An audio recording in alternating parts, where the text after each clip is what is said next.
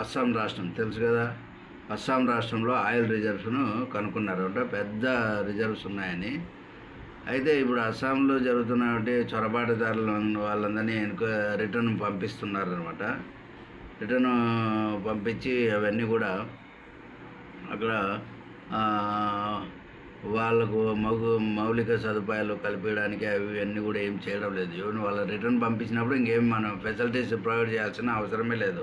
ఇట్లాంటి పరిస్థితుల్లో ఇప్పుడు ఖగారిజం అనేటువంటి చోట ఇది ఆయిల్ రిజర్వ్స్ అనేటివి కనుక్కున్నట్ట. ఇదంటే చాలా ఎక్కువ ఉంది అంట ఆయిల్. ఈ ఆయిల్ రిజర్వ్స్ వల్ల ఏమవుతుంది, ఆ ప్రాంతం గిరిజన ప్రాంతము ఉండేటువంటి ప్రాంతాలకు వాళ్ళకు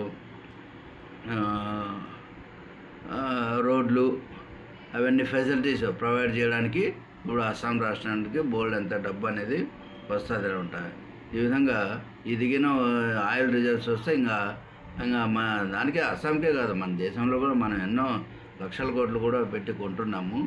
సో కాబట్టి మన దేశానికి కూడా ఇది చాలా ఉపయోగపడేటువంటి చాలా గుడ్ న్యూస్ అనమాట.